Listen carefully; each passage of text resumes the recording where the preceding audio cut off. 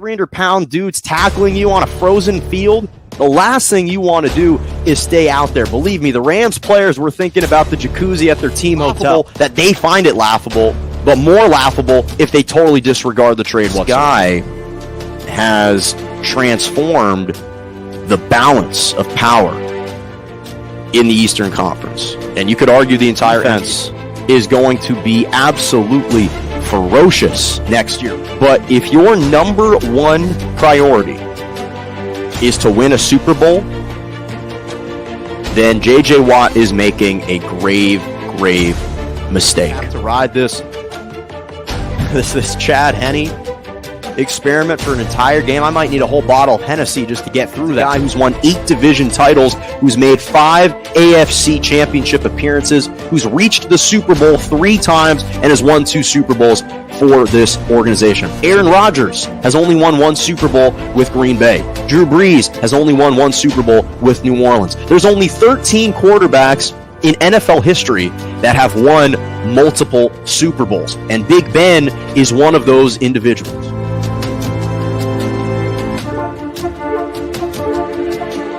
Good morning and welcome to Morning Joe right here on J&J Media Network, Facebook Live, Twitter, and on YouTube. I'm Jonah Malkin with you every single Monday and Wednesday morning, 11 a.m. to 12 p.m. Eastern Standard Time, 10 to 11 Central, and 8 to 9 a.m. Pacific. What a wild couple of days in March Madness last night. Going to touch on that. Some big news is Steph Curry going to play for the Los Angeles Lakers next year? That's a realistic possibility. The MLB opening day is transpiring tomorrow. Cannot wait for that. And my big guest of today on the 50th episode of Morning Joe, NBA top shot expert Jack Standen is going to be joining me in about half an hour. You are not going to want to miss that. That is going to be really fun for me today. But we start with March Madness. I have to. The jerseys behind me. Huge upsets yesterday. UCLA, an 11 seed, knocked off number 1 seeded Michigan 51-49 to advance to the Final Four for the first time since 2008. They became just the second team since VCU did it in 2011 to be a first 4 team to advance all the way to the Final Four. Just one of the absolute gutsiest performances that I've ever seen from a team. This is not a Cinderella team. I don't want people to make this mistake.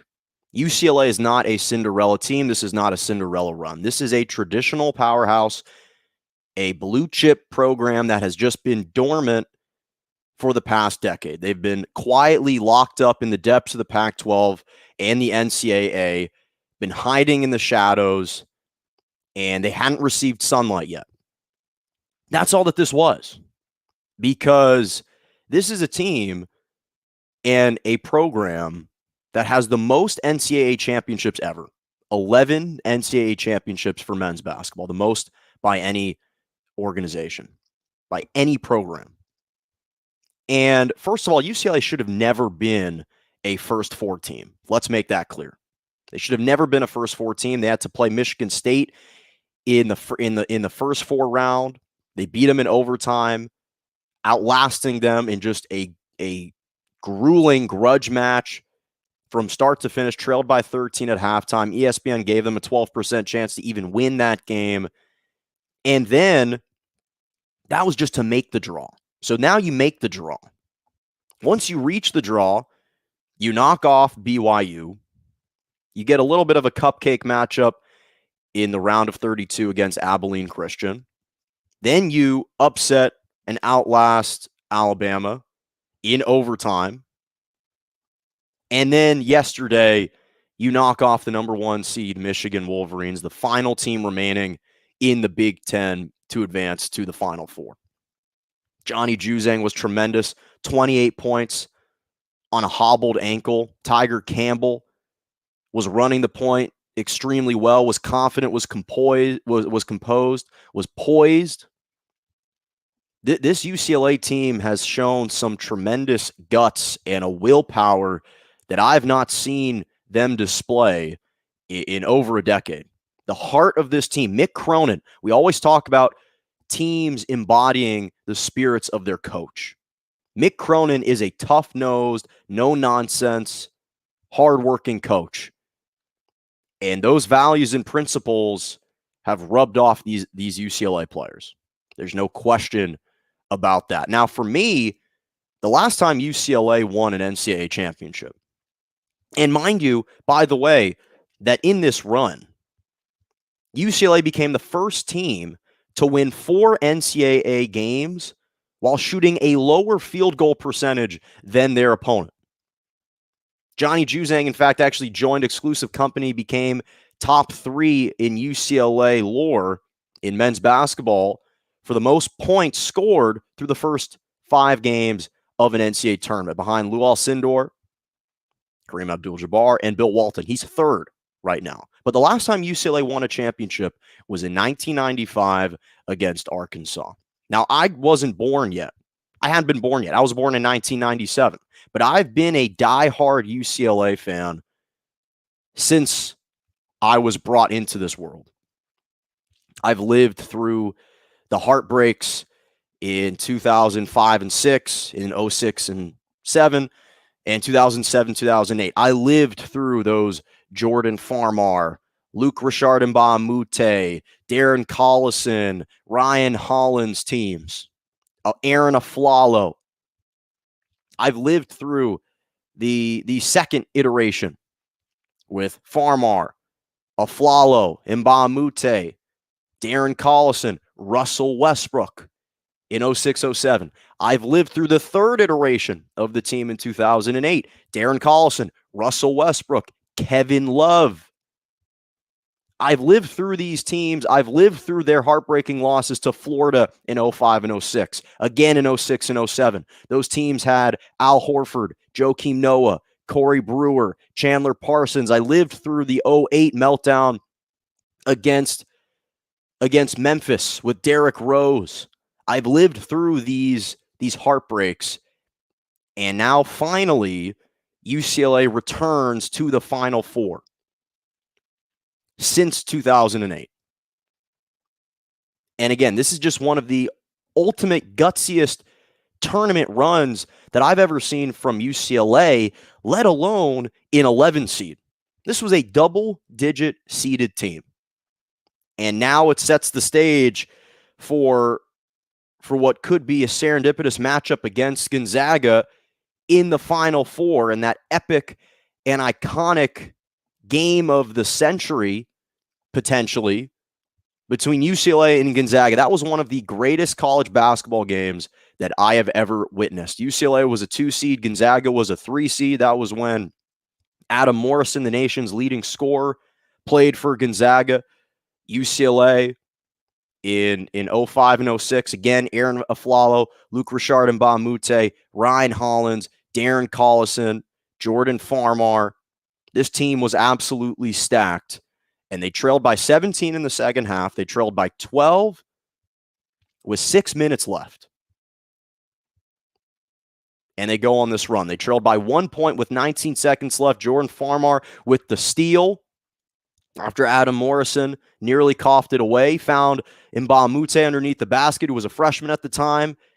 And UCLA prevailed and held on for a 73-71 win in one of the most epic and iconic comebacks in college basketball NCAA tournament history. It was one of the greatest games that I'd ever witnessed. And UCLA, even last year, appeared to be on the precipice of going on this tremendous run. They were poised to make this leap last year. Of course, we were deprived of that opportunity because of COVID. And so now it sets the stage again for this matchup and this rematch against Gonzaga, who they last faced in the Sweet 16 in 2015. They lost. But again, the last time that UCLA and Gonzaga met in the Final Four was 15 years ago in 2006. I just recapped what happened. Now, this is a different Gonzaga team. I will acknowledge this is a different Gonzaga team. They absolutely demolished USC 85-66.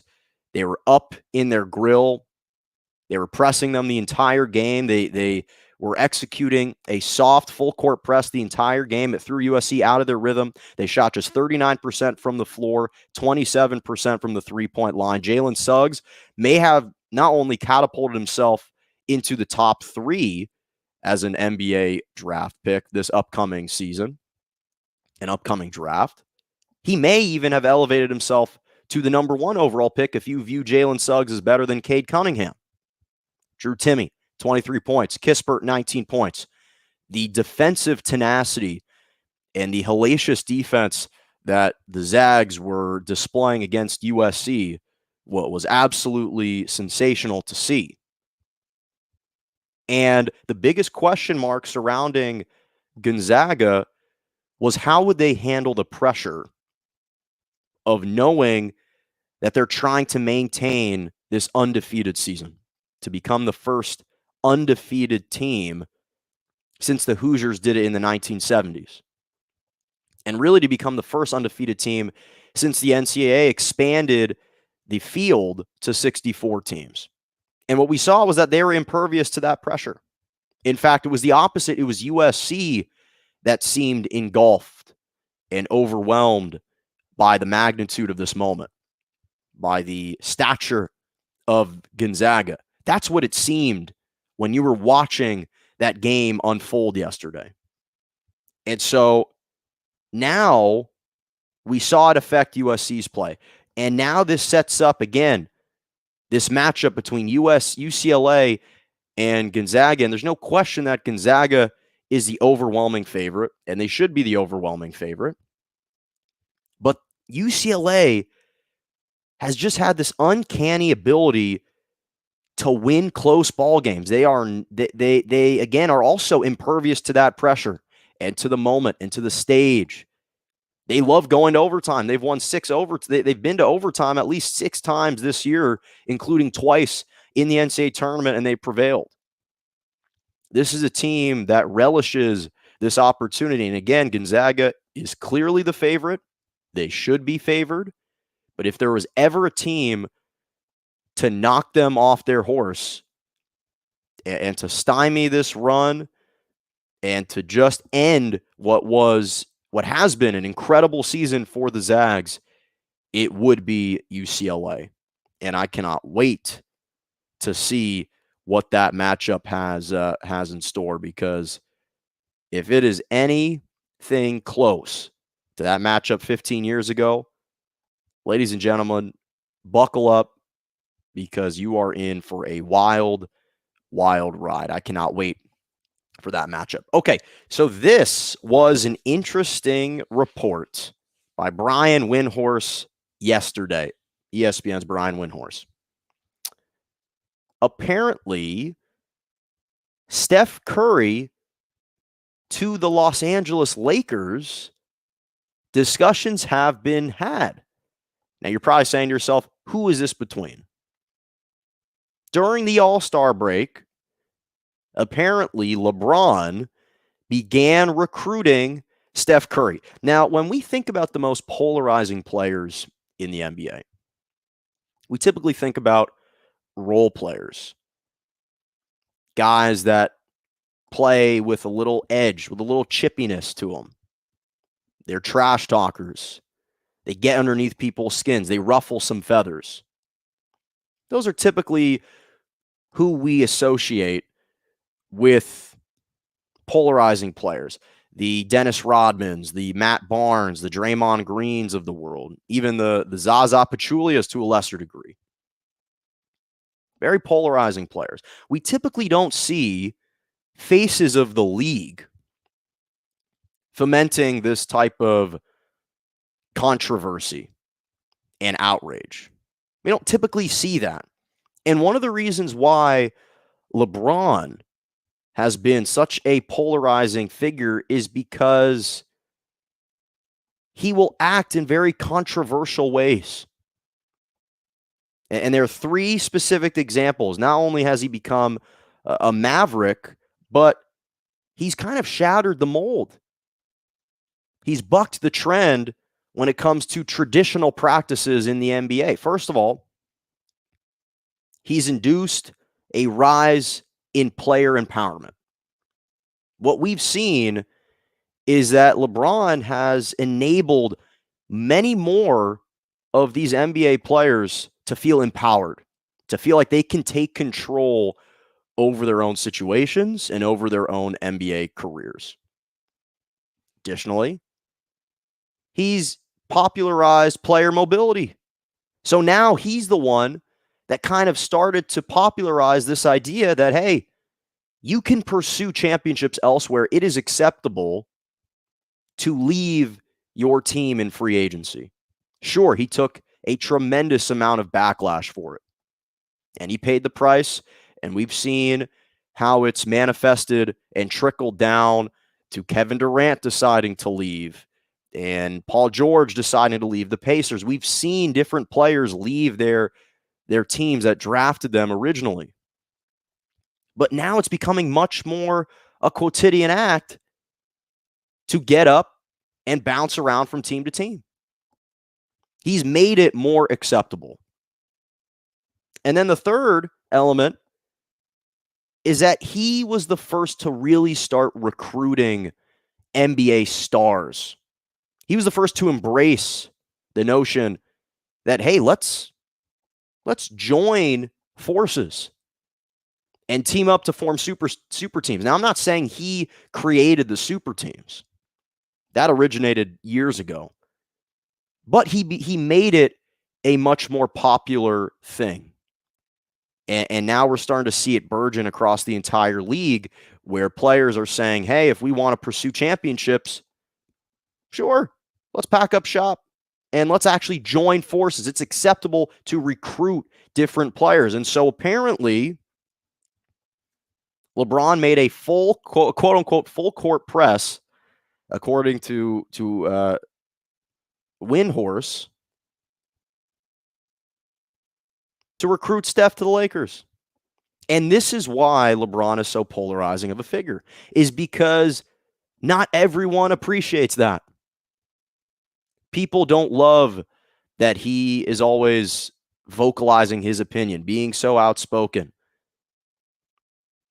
And again, whether you agree or not with his decision to discuss social and political issues, whether you agree or not with his decision to speak up on the plight of African-American communities, regardless of what you think, the fact of the matter is he's altered the NBA in so many ways, but that's precisely why he's such a polarizing figure. And apparently he feels that there is some doubt that Steph Curry wants to return to Golden State next year. Because Steph Curry had the option of signing an extension this year with Golden State, 3 years, $157 million, that he could have signed in December, and he opted to decline that extension. Now, this impending offseason is the big one because he's got one more year remaining on his contract after this season. And so he's eligible to sign a 4-year, $215 million extension. Now, mind you, the extension that he just signed a couple years ago was worth 5 years, $205 million. So yes, you heard that correctly. This new deal would be 4 years, $215 million. More money over the entire span of the deal and a greater sum per year, greater annual salary. And so as a basketball fan, as a Lakers fan, as an NBA fan, I am salivating at the opportunity to sign Steph Curry. Imagine pairing LeBron James with Steph Curry and Anthony Davis. That's preposterous. I mean, you saw a brief snippet of the two of them playing together in the All-Star game, and they had immediate symmetry. Curry dropped 28 points, 8 for 16 on three-pointers. He got wide open three-point shots. It would be absolutely unstoppable, otherworldly, if the two of them joined. He's a two-time MVP. He's averaged 24 points per game over his career. This year, averaging 29 points, 41% from the three-point line, but he's shooting 11 attempts a game from the three-point line, and he's still hitting them at a 41% clip. And so, yeah, obviously, if you pair the two of these guys together, they'll be unstoppable. And if the Brooklyn Nets if they are truly going to be as formidable as we believe they will be, if we truly believe that the current compilation of all-stars that is the Brooklyn Nets will be as dominant as we expect them to be and just run through the entire Eastern Conference and absolutely demolish everyone in their path, including potentially the Lakers, Clippers, or whomever comes out of the Western Conference, if that in fact is the reality, then a move like this may be necessary. Then the three of those guys, but especially LeBron and Steph Curry joining forces, may be necessary to overcome the talent in Brooklyn. Now, as a competitor, I don't want to see this. Because Steph Curry, he personifies the Golden State Warriors. He embodies that franchise. He is the face of the Golden State Warriors. He should be and should remain a Golden State Warrior for the remainder of his career. To be honest, I think Klay Thompson should as well. But it's not inconceivable to see a staple of a franchise get up and move. Tom Brady. Who could have thought that over 3 years ago, if we were having this discussion 3 years ago, that Tom Brady would have been a Tampa Bay Buccaneer? No one could have foreseen that. It wouldn't have happened. So it's not inconceivable that Steph could leave. But again, you go from once adversaries and competitors and foes, arch nemesis. There were conversations, there were legitimate conversations had comparing Steph to LeBron, making the case and the argument that he has surpassed LeBron as the face of the NBA. These conversations were not that long ago. And so for me, to see the roles reversed and them to be teammates, again, from a competitive standpoint, and as a competitor, it's not necessarily what I am absolutely craving for, but I would absolutely welcome that. There's no question about that. And I mean, listen, I'd embrace the move. They'd be extremely potent offensively. They would be the clear-cut favorites. There's no question about that. And if they can make it happen, I'm all for it, especially, again, if the Brooklyn Nets end up just decimating everyone in their entire path, then, okay, let's make the deal happen. Again, I don't expect this to happen. I expect him to remain in Golden State for the remainder of his career, at least through the next 3 to 4 years. But it is interesting. LeBron already planting those seeds, starting to recruit Steph Curry to the Lakers. Wow, that would be just unbelievable if that, in fact, did take place.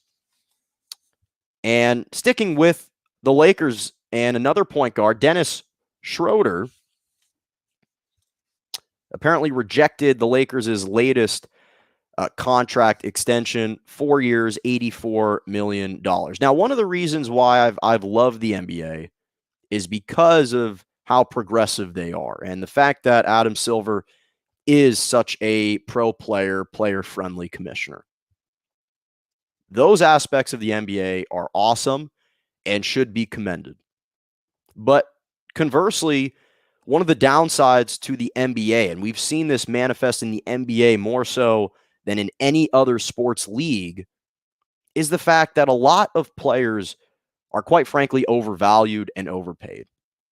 Now, I am all for players making as much money as they can. And if you've got a great agent who can broker deals for you, by all means, do not take a hometown discount. Do not take a team-friendly discount. Sign for the max that you can. I am all for that. And if an agent can land you a lucrative contract, then you may need to hire that agent to get your groceries or do all the ancillary things and day-to-day, the trivial things for you every single day, because that is an accomplishment in and of itself. But we've seen that a trend has been happening in the NBA, which is that a lot of good and mediocre players are getting all-star caliber contracts. Now, I'm not saying that Dennis Schroeder is a mediocre player. By no stretch of the imagination am I trying to suggest that.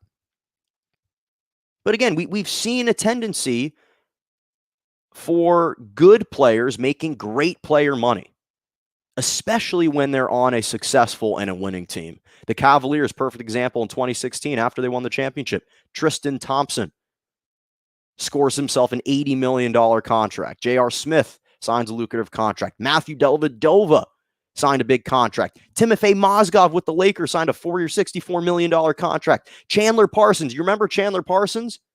He signed a 4-year, $94 million extension and contract with the Memphis Grizzlies a few years back. Chandler Parsons, I haven't even heard him in the league the last 3 years. And again, all the power to the players and their agents, and they should command that type of money. Because if they're not trying to vouch for themselves and collect the most that they can, then they're not doing their job properly. So I have no issue with the players feeling like they should be valued higher and feeling that you should be paying more of a premium for their services. I have no issue with that whatsoever. But Dennis Schroeder, he's averaging 15 points per game this year, 3.5 rebounds, 5 assists, 43% shooting from the floor, 32% from the three-point line for his career, which has spanned now 8 years. He's averaging 14 points per game for his career.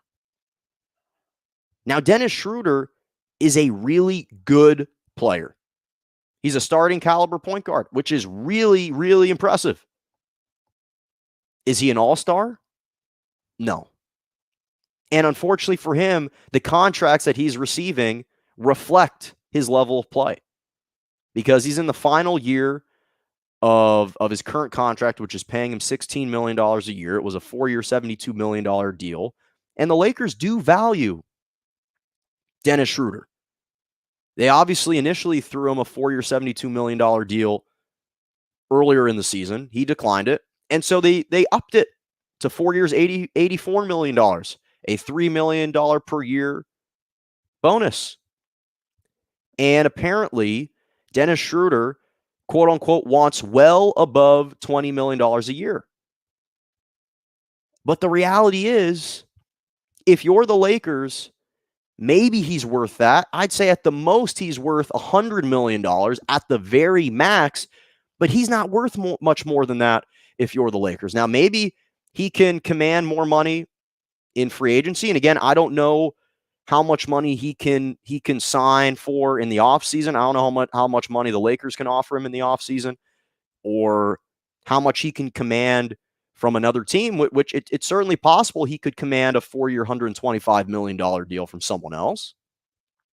But with the Lakers, when you've got LeBron and you've got Anthony Davis, the reality is no one's going to be valued nearly close to what those guys are getting paid. And I think that's what Dennis Schroeder is kind of looking for, is for a deal that's a little bit perhaps underneath the max of an all-star, which is around a 5-year, $170 million deal. If that's the type of deal he's looking for, I'm afraid the Lakers are not the destination long-term for him because there's no way they would sign him to that kind of contract. Again, I like him a lot. I don't fault the players for wanting that type of money. You should command that type of money. Hell, if an agent can broker a deal to get you that type of money, all the power to you.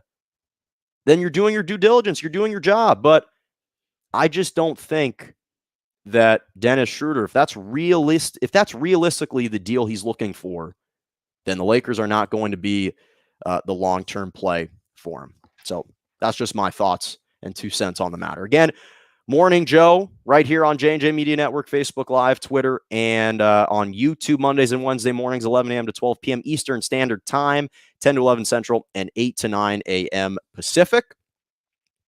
So coming up in 1 minute, my guest today, here's something interesting. So the NBA, there is a entity called NBA Top Shot. Now, for the casual viewers, the casual listeners, most people aren't going to really know what it is, but it kind of operates like a virtual trading card website in a sense. And so Dapper Labs is a Canadian blockchain technology company. The blockchain has to do with the cryptocurrency, and they just secured a $305 million fund in private funding, money in private funding. And some of it's actually been backed by current and former NBA players, including Michael Jordan, Kevin Durant, Kyle Lowry, Spencer Dinwiddie, and even Klay Thompson, along with rapper 2 Chainz.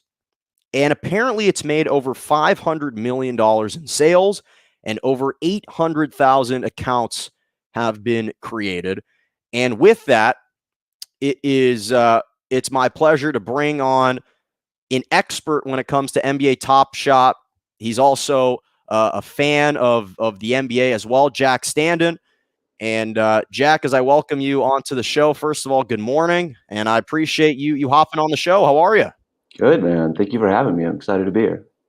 So this is really interesting, Jack, because Top Shot is kind of a newer phenomenon, and I know it's something that you've kind of started to dive into and delve into.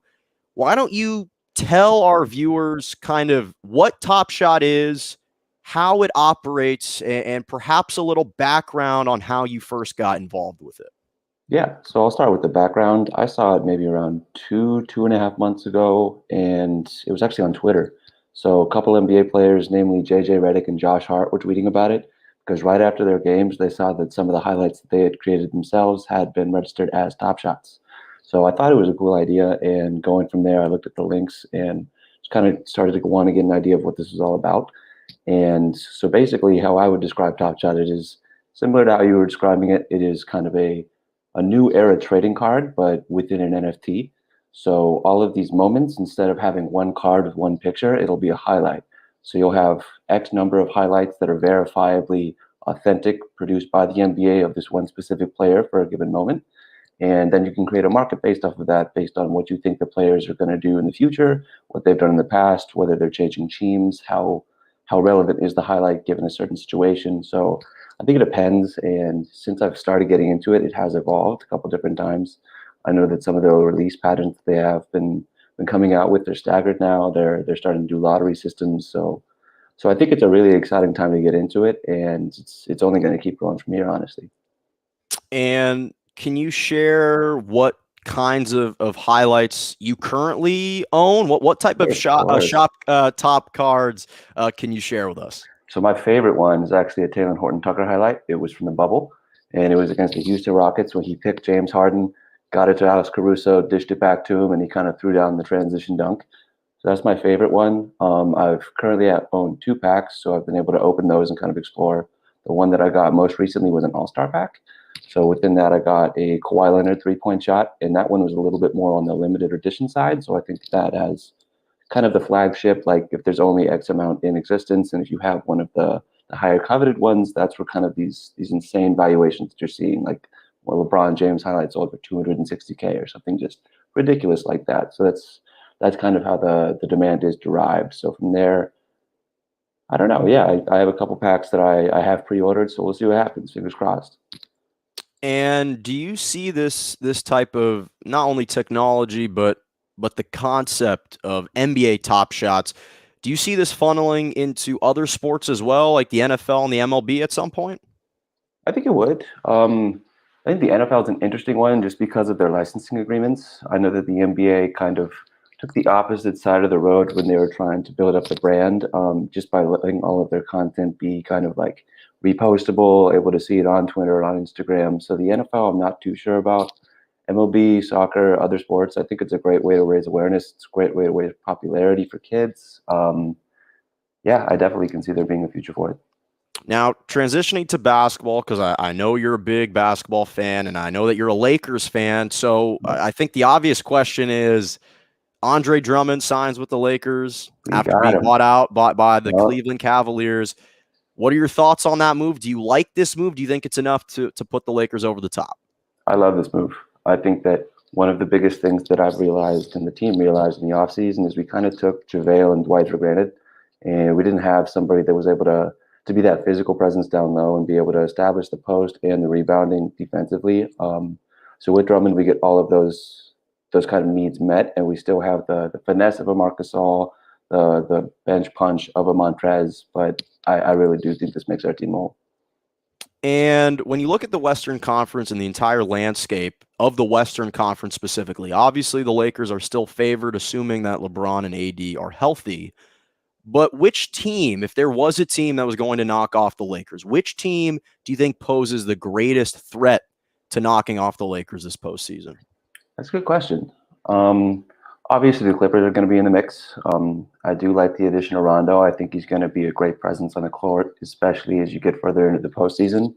One team that we faced last year that I'm specifically worried about this year is the Denver Nuggets. I think they're only getting better. They have Jokic, who's arguably the MVP this year, Jamal Murray, a proven postseason player, adding guys like Aaron Gordon, who can provide athletic versatility and another kind of big body to throw at, and Anthony Davis at, and Andre Drummond. I definitely think they match up well against us. So yeah, those two teams. I also think the Mavs, depending on if they can get hot, just because it is a one-off year and they do have those firepower assets.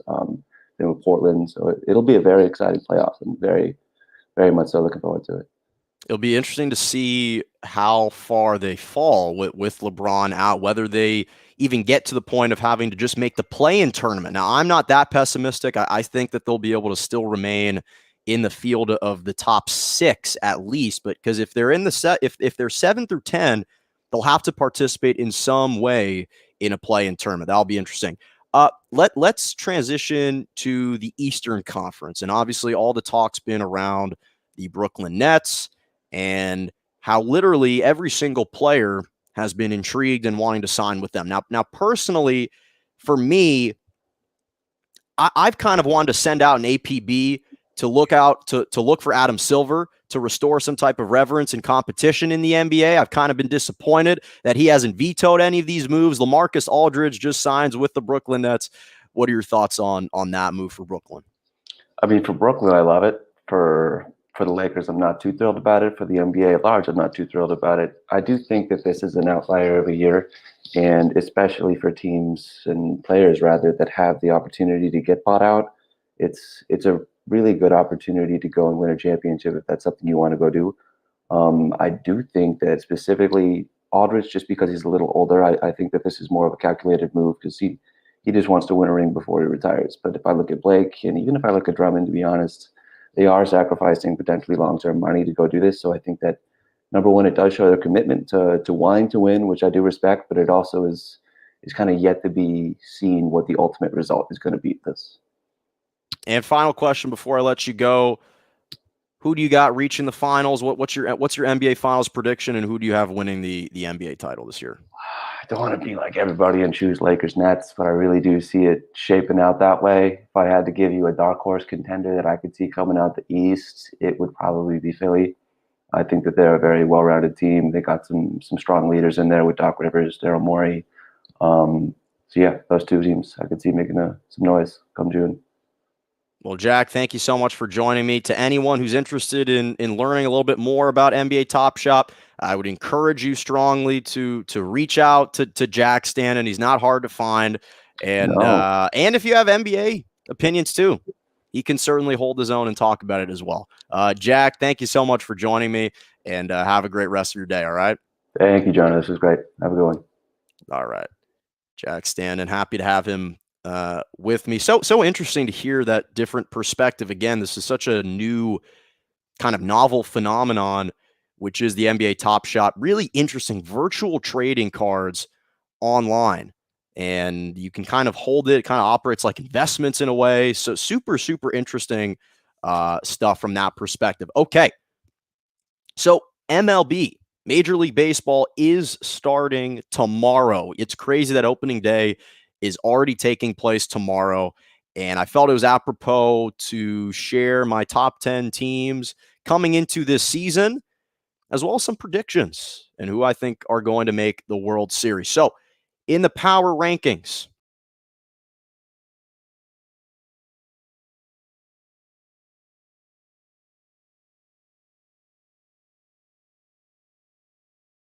oh, apologies there.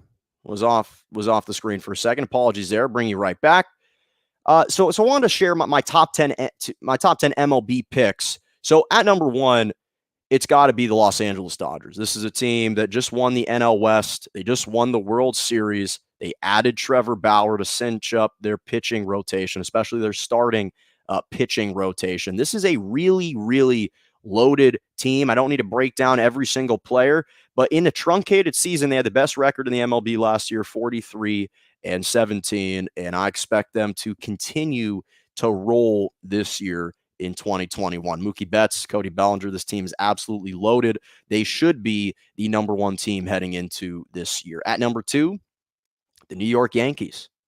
Listen, I understand that in recent years, they have continued to come up a little bit short of our expectations, but you've got Garrett Cole. You just add Corey Kluber, rather, and Jonathan Taylor. Or Jamison Taylor, rather. And then Luis Severino is a big guy who's starting to come back. He was injured a lot last year, so their pitching is going to be a lot more formidable. You've obviously got Giancarlo Stanton, Aaron Judge, Gary Sanchez, and DJ LeMay, who was a finalist to win the AL MVP last year. And when you look at the New York Yankees, when you look at their best players, you think Aaron Judge, as I mentioned, Giancarlo Stanton. And then DJ LeMay, who is an afterthought, and this was a guy who was a finalist, finished 3rd in the AL MVP discussion. So I got the Yankees at number 2. At number 3, I got the San Diego Padres. Listen, this is one of 6 franchises that has yet to win a World Series title. This NL West is going to be hot and heavy, and the Padres made some huge offseason acquisitions this year. They signed Blake Snell from the Tampa Bay Rays, who reached the World Series last year. They signed Yu Darvish as well. They re-signed Fernando Tatis Jr., who's a mega star, who's just a budding and emerging superstar. You pair him with Manny Machado and Eric Hosmer. The San Diego Padres kind of had a breakout season last year, and I expect them to continue to take that next step this year and be a legitimate contender in the NL, not just the NL West. They could easily knock off the Dodgers next year, potentially. So I've got them at number 3. At number 4, it's the Atlanta Braves. This is a team that just barely lost to the Dodgers in Game 7 of the NLCS last year. In fact, they led 3-1 in that series. They ultimately blew a 3-1 lead, but this is a really, really talented team. Obviously, Ronald Acuna Jr. is one of the brightest young stars in baseball. And they got Marcelo Ozuna, who batted .340 last year and was 3rd in home runs in the MLB. He had 18 home runs last year in the MLB. You've got Max Fried, who won the Golden Glove Award last year. Freddie Freeman, who won the NL MVP award last year. This is a really talented group who just signed Charlie Morton and Drew Smyly as well. So look out for the Atlanta Braves at number 4. This is a legitimate threat. This is a legitimate team that can make some serious noise this year, especially in the postseason. I've got them at number 4. At number 5, the New York Mets. Listen, there's a new buzz in New York, and it's not just surrounding the Knicks and the Yankees. It's surrounding the afterthoughts, the Brooklyn Nets and the New York Mets. Steve Cohen, the new owner, is bringing in a new buzz. This is a really, really interesting team. They just added Francisco Lindor to Pete Alonso, who's an absolute monster. He crushed 53 home runs in 2019, was still a top home run hitter last year. And you pair them with just this nucleus, again, of Jeff McNeil and Michael Conforto, both of whom batted over 300 last year. You still have Robinson Cano. This is a really, really good team that's only getting better. And again, I don't know how many times we have to say this. Jacob deGrom might be the best pitcher in baseball. A 2-time Cy Young winner, 2018, 2019. Noah Syndergaard is coming back. He's returning, and his health is really just the biggest question mark when you look at the New York Mets, because if he's healthy, now you've got a legitimate 1-2 punch at the starting pitching rotation. So I really like what they've done. I've got them at number 5. At number 6, the Chicago White Sox. Yes, they are impressive. Eloy Jimenez is the biggest question mark. He is a sensational player. He did undergo surgery in late spring, so the biggest question mark will be surrounding his ability, his recovery, his rehab. Can he get back to his all-star type of form? Jose Abreu just won the AL MVP last year. This can be a really kind of promising team this year. They got a new manager in Tony La Russa. So I like the veteran leadership that he will bring into the clubhouse as the manager of the Chicago White Sox. Again, they only finished one game back of the Minnesota Twins for the AL Central crown last season. So I really like what they've got. Lucas Giolito, Giolito. I can never get his last name right. Obviously, Dallas Keuchel, again, another formidable 1-2 punch for the starting pitching rotation. So I like the Chicago White Sox. I really think they're going to be one of these surprise teams that crack into the top 10. I have them at number 6. At number 7, much to my chagrin, the Houston Astros. Their talent is undeniable. I know they lost George Springer, but they've still got Jose Altuve, Alex Bregman, Carlos Correa, Kyle Tucker, Michael Brantley led their team last year batting over 300. They still retain those guys. And Yordi Alvarez as well is a really kind of promising prospect that has blossomed last year. Initially was a Dodgers prospect. They had to trade him away, and he has flourished in Houston. And again, obviously we understand why they're able to attain a lot of their success. I don't need to rehash that. And obviously me as a Dodgers fan and LA native, I would love to see their World Series title stripped, voided, and revoked. I would love to see that, but it's undeniable that their talent has led to tremendous success every single season. From 2017 to 2019, they have won over 100 games in each of those seasons. So this is a team that wins a lot of regular season games. I see them at number 7. At number 8, it's another team in the AL Central, the Minnesota Twins. Shout out to Jack Chapin. I know he's going to be happy about that. He's a big Minnesota Twins fan. And listen, I like the Minnesota Twins. In fact, some people have them ranked a little bit higher. They've won the AL Central 2 years in a row. Likely will win it again for a third year, although, again, I think the Chicago White Sox are a little bit better than them. They signed Aldrelton Simons, who's a really talented shortstop. Again, defensively is where they had their biggest issues last year. I really like him. Obviously, Miguel Sano, Josh Donaldson, and Nelson Cruz make up that big trio for them, for this team. So I like what they're doing in Minnesota. I think they've got a lot of talent. Kenta Maeda is going to be back. He had a nice season as the starting pitcher last year. And then the biggest question mark, again, is the health of Byron Buxton. Because this is a guy who hit 13 home runs in 39 games last year. And so he just missed the remainder of the season because he was injured. So if he's healthy, now you've got a dynamic offense. You've got tremendous defense with the addition of Simon. So I like the Minnesota Twins, who were a little bit just derailed by injuries last year, at number 8. At number 9, the Tampa Bay Rays. This is a really interesting team because I still think they are immensely talented, even with the absences now of Charlie Morton and Blake Snell, because Randy Arozarena is coming and he's here. He's arrived.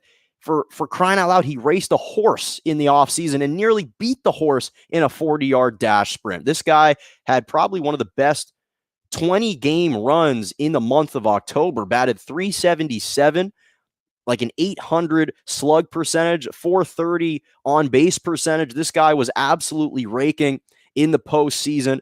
He's an all-star, a rookie of the year favorite. I mean, this guy is just tremendous. You still got Brandon Lau. You still got Kevin Kiermaier, Willie Adames.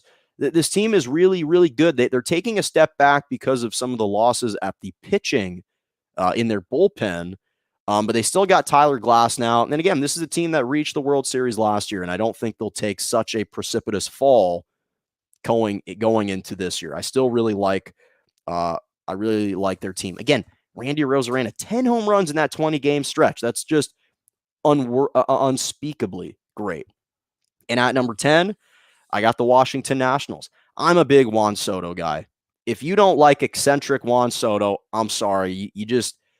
He's one of the most captivating young players in MLB. And that's saying a lot given that I don't watch as much of the Major League Baseball as I do the NBA and the NFL. But he is someone that draws me to the TV. He is someone that gets me excited. His antics and his histrionics and his gesticulations up at the plate, trying to play mind games with the pitchers. You have to appreciate a guy that is so comfortable and secure with himself that he just rakes all the time. He's a fantastic player. And you pair him again, Trey Turner. But the real reason why I've got the Nationals at number 10 is because they're pitching. They still have elite pitching. Max Scherzer, Steven Strasburg, Patrick Corbin in the bullpen. Then, not to mention, you still got you've got a couple other guys in there as well. That's a big reason for their success. And I really like, again, the makeup of this team, led by Juan Soto and this pitching and this bullpen. They won the World Series in 2019. They had a down season last year. I think it's a bit of an anomaly going 26-34. I think over the course of an entire 162 game schedule, this team will perform much better. So that's my top 10 teams.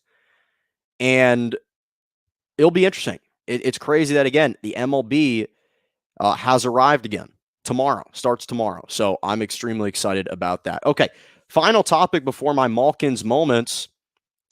Yesterday, if you didn't get a chance to watch, Justin Fields had his pro day at Ohio State and unofficially clocked in at 4.44 on his 40-yard dash. And so it got me thinking, where will Justin Fields be drafted? And I've got a specific team that he is going to be best suited to be drafted by. Now, all I've heard the past several months is how the stock of Justin Fields has been sliding. Go with Zach Wilson over him. Go with Trey Lance over him. Hell, even Mac Jones. Teams are considering drafting him ahead of Justin Fields. And to me, that this is kind of ludicrous. I don't think that you shouldn't make easy decisions harder. And I posited that after that Clemson game in the national semifinal between Ohio State and Clemson, Ohio State blew them out. Fields threw for 385 yards, 6 touchdowns, 1 interception, completed 79% of his passes. That after that performance, I thought Justin Fields should be the number 2 quarterback taken in the draft this year. Now, it's not going to happen because Trevor Lawrence is the overwhelming number 1 draft pick. He will be picked number 1 by the Jacksonville Jaguars. And the Jets aren't going to take Justin Fields either. They already have 2 projects on their hand, or they have 1 project on their hand. They don't need 2 projects. They're going to draft Zach Wilson. Then it goes and the focus shifts to the 49ers, to Kyle Shanahan, to John Lynch. And the San Francisco 49ers should draft Justin Fields in this upcoming NFL draft. This is a match made in heaven, and I'll tell you why. Justin Fields, over the course of 2 seasons at Ohio State, so not 1 season, this isn't just a little blimp, 2 seasons at Ohio State, passed for over 5,300 yards, 63 touchdowns to just 9 interceptions, a 6-to-1 touchdown interception ratio. In 2 seasons, not just 1, again, not just a blimp, 2 seasons at Ohio State, he completed 69% of his passes in a pass-heavy offense with Ryan Day. Not to mention, he's mobile, he's athletic. He rushed for 483 yards in 2019, rushed for 383 yards last year, so he's extremely versatile. He can run with the football. And what do we know about the San Francisco 49ers? What type of player and what type of quarterback does Kyle Shanahan like? He likes a mobile quarterback that is durable and that is mobile. And that is accurate. Is he durable? Check. Justin Fields didn't miss any games at Ohio State. He started every single game. He's tough as nails, too. He battled through possibly a broken rib in the national semifinal in the national championship game. Is he mobile? Yeah, he's extremely athletic. The guy just ran a 4.44, and he's rushed for over 700 yards in the last 2 seasons at the collegiate level. He's extremely fast. He escapes pressure. He escapes from the pocket. He can outrun linemen. Yes, absolutely he is. So durable, check. Mobile, check. Accurate? He completed 69% of his passes over the last 2 seasons.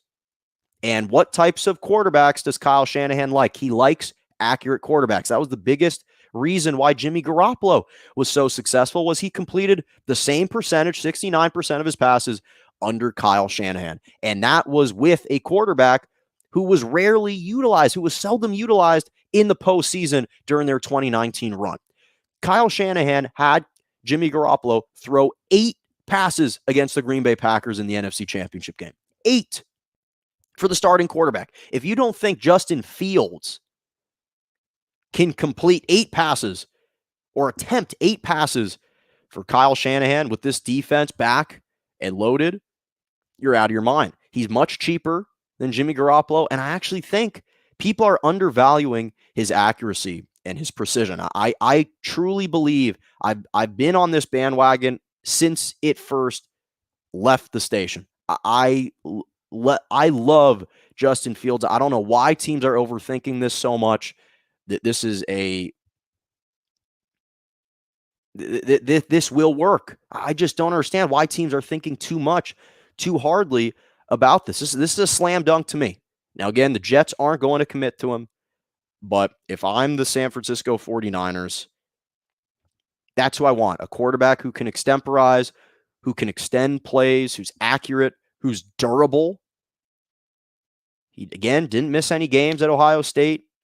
So this seems like the right type of fit for me if you're the San Francisco 49ers. Okay, final topic of the day, Malkin's Moments. I have a lot of Malkin's Moments because why not?